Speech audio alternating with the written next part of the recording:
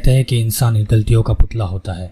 कुछ लोग अपनी मेहनत और लगन से बहुत कुछ हासिल कर लेते हैं, पर कुछ लोग अक्सर अपनी किस्मत को या किसी और को दोष देते हैं जब वह असफल होते हैं। दोस्तों, आज की जो कहानी मैं आपको बताने जा रहा हूँ वो कहानी से आप बहुत कुछ सीख सकते हो और एक सक्सेसफुल इंसान बन सकते हो। तो आइए कहानी शुरू करते हैं। दोस्तों, कहानी शुरू करने से पहले अगर आपने मेरे चैनल को अभी तक सब्सक्राइब नहीं किया है तो प्लीज़ सब्सक्राइब कर दें, अपने फ्रेंड्स और फैमिली के साथ शेयर करें वीडियो को और बहुत सारा प्यार दिखाएं। अगर वीडियो पसंद आए आपको तो लाइक कीजिएगा ज़रूर। तो आइए वीडियो शुरू करते हैं। एक बार की बात है, गौतम बुद्ध अपने शिष्यों के साथ एक गांव से दूर किसी बड़े नगर की तरफ जा रहे थे। गर्मी के दिन थे और रास्ता भी बहुत लंबा था। गौतम बुद्ध अपने शिष्यों सहित बहुत देर से चल रहे थे, जिस वजह से उन्हें बहुत प्यास लगती है। वहां से कुछ ही दूरी पर बरगद के पेड़ की घनी छांव थी। सभी लोग उस पेड़ के पास पहुंच जाते हैं। महात्मा बुद्ध अपने शिष्यों के साथ पेड़ की छांव में आराम करने लगते हैं। बहुत देर चलने की वजह से सभी का गला प्यास से सूख रहा था।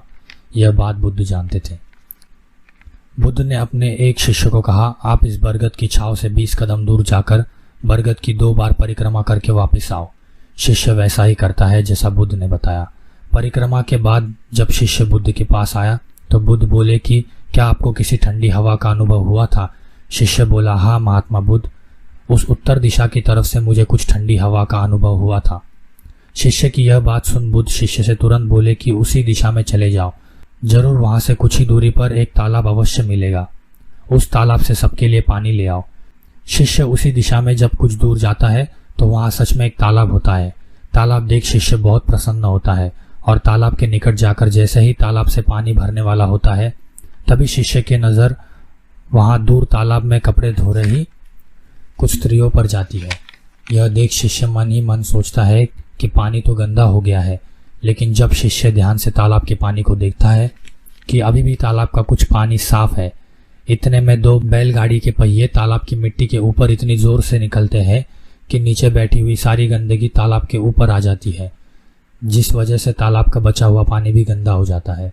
यह देख शिष्य बिना पानी लिए क्रोध में महात्मा बुद्ध के पास वापस चला जाता है। शिष्य बड़े ही निराशा भाव से महात्मा बुद्ध को सब बात बताते हैं।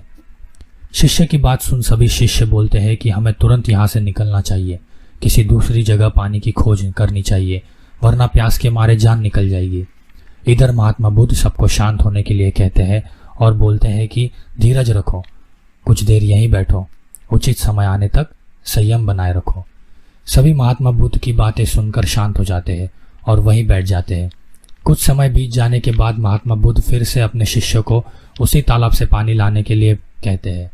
शिष्य बिना कोई सवाल किए उसी तालाब से पानी लेने के लिए फिर से चला जाता है। तालाब की हालत देख शिष्य को यकीन नहीं होता। तालाब का पानी पूरी तरह साफ होता है। यह देख शिष्य ही बहुत खुश होता है और पानी भरकर महात्मा बुद्ध के पास आता है। सभी पानी पीकर अपनी प्यास बुझाते हैं, लेकिन अभी भी सबके मन में ये सवाल था कि आखिर ये चमत्कार हुआ कैसे? तालाब का सब पानी तो गंदा था।